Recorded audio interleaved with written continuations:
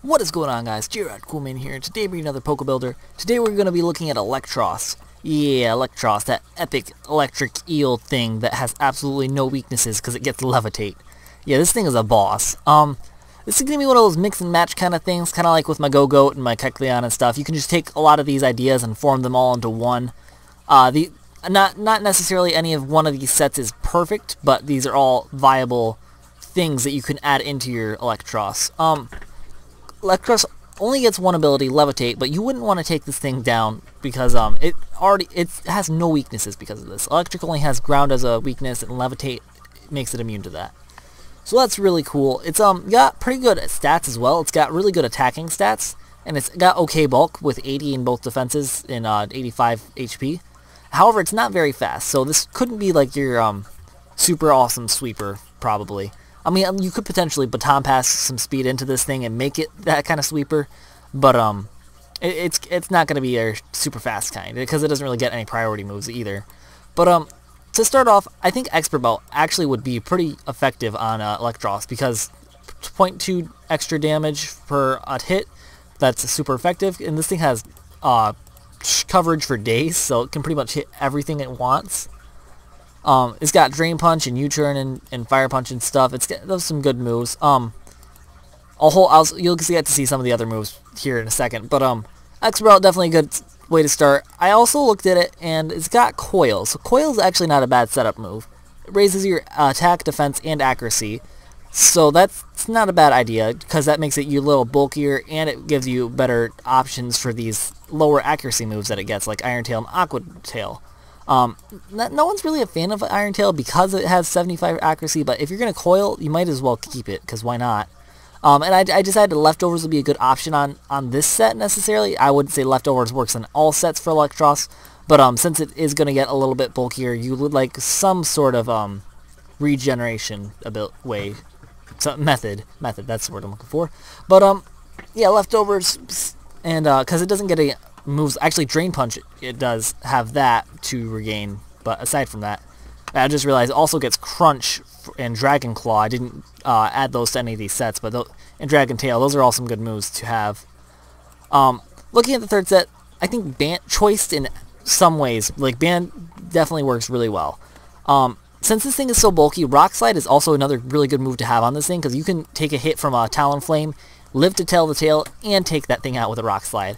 Especially if you're banded. I also like to have superpower when I band, just so that I can use the superpower and not have to worry about the attack drop, because I mean, just lowering your attack once is not going to do too much to you.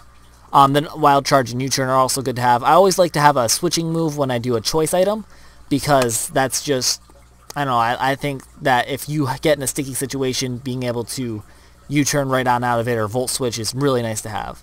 Speaking of Volt Switch, though, Eelektross also gets Volt Switch, and a special attacking set actually would not be too bad on this thing, because the same concept pretty much as the regular set. It gets the full attack, full HP, so it's pretty bulky, but it's this time a special sweeper.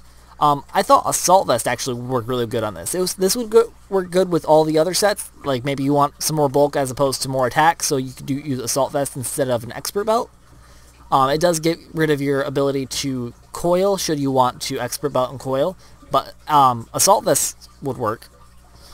For this set, this is actually one of the sets I think is viable on its own, and then instead of just mixing and matching, I might actually use the set myself, but Charge Beam.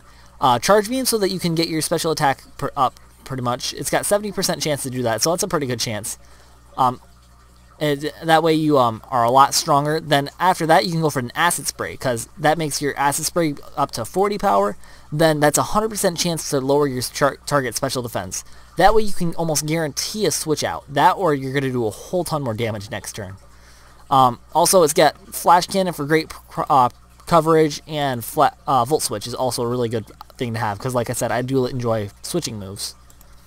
But the last option is kind of like the one we looked at a minute ago, but this time Specs. Specs is really good to have on this thing because it's just, I don't know, it's got really good potential for it. Same thing with Band. Since it's so bulky and it's got really good special attack, this thing could potentially one-shot a lot of things. Grass Knot's good to have for, I don't know, random grass, water types. Oh my gosh, this pop-up keeps popping up. I'm not sure if you guys can see it, but it's annoying as heck. I don't know how to get rid of it. So Grass Knot's good to have for, I don't know, the stray Quagsire you find, or, I don't know, Vaporeon. No, because you can Thunderbolt to Vaporeon, but you know what I mean. Thunderbolt, because obvious stab move. I like Thunderbolt over Thunder because it's got better accuracy. And Flamethrower is also something really nice to have. It also gets Signal Beam, which I had on before, but I had a failed recording. I wanted to show off Flamethrower more. So, and Sleep Talk. Sleep Talk is something not many people take advantage of. Should you keep Sleep Talk on a Pokemon, you can switch into a Spore. You can switch into a Sleep Powder, or whatever you want to do. It's really useful, except for you wouldn't expect it to be. It's very situational too, so it's not something you want to run necessarily. I don't know. I like to run it just because I think these 3 moves are enough coverage as it is that you can sacrifice a 4th spot for a situational Sleep Talk. Because since you can't rest since your choice specs. But that gives you, if you see a Breloom obvious lead, you can switch, you can lead off with your Eelektross as well, and just wreck this thing. So that is Eelektross. I do hope you guys enjoyed this video. I think I did a pretty good job of showing off everything Eelektross, maybe not everything, but a good amount of what Eelektross can do. This was a request, and I hope this filled your request. But yeah, if you guys have any ideas of what else I can cover for you guys, like maybe an underused Pokemon that you really want to try, but you don't know what exactly to do about it, leave a comment down below, and I'll be happy to look at that Pokemon, and I'll get to it as soon as I can, because, I mean, I like looking at new Pokemon. I like looking at the different things they can do, because this is how I make teams. I look at the different things it has, and, I don't know, I really like making teams. And also, if you did enjoy this video or find it helpful, leave a like. I'd love to see that as well. I'm definitely, I always enjoy getting on my YouTube and seeing how many I have. But until then, I'll see you guys next time, and goodbye.